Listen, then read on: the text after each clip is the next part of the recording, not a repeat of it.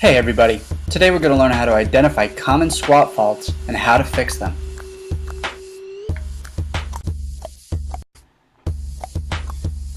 Flexible factors of a squat include squat depth, which varies by flexibility or skill level of the performer, feet width, which vary within reason depending on the comfort of the performer, and pace or speed of the movement. Now, critical factors include proper hip, knee, and ankle flexion. Feet are flat, stable, and on the ground. And there's a natural curve of the spine that's maintained throughout the movement. Now let's dive into what is a squat. Let's go to the expert. Key things to watch for is that the knees are in line with the toes and we're pushing through the heel to return to our standing position. From a side view, you can see that the movement is started by the hips being pulled back. This ensures that the shoulders are in line with our knees and toes, and there are equal forces being put onto our joint system. Now let's take a look at our beginner's technique. You can see on the eccentric phase of this movement, the knees cross laterally over the medial malleolus of the foot. This is a syndrome called valgus knee. Characterized by putting pressure on the knees, and it could lead to knee pain, ACL tears, and IT band syndrome. Now let's take a look at the technique from a different angle and see what else we could find out. From this angle, you can see that the beginner is not pulling his hips back at the initiation of the movement.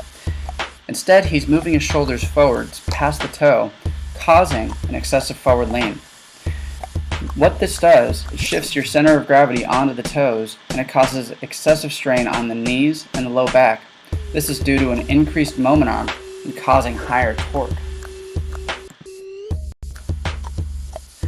By looking at a side-by-side comparison, you can see that the beginner fails to keep the knees in line with the toes, and the shoulders are leaning too far past the toes, which put him in an unbalanced position.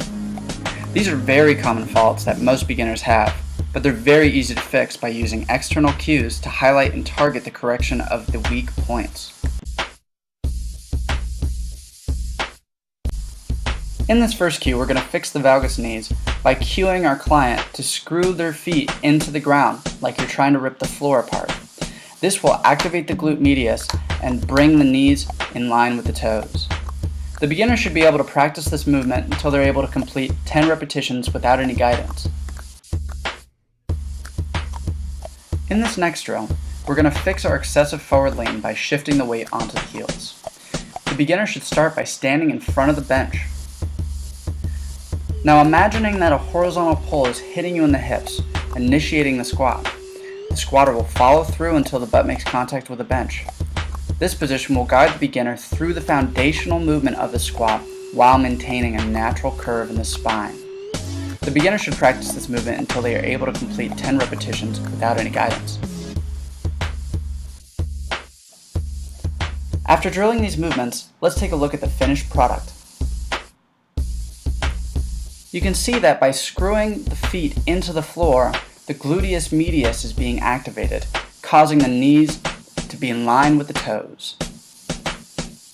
From this angle, you can see that the hips are initiating the movement and the shoulders are in line with the toes, ensuring proper squat mechanics while keeping a neutral spine.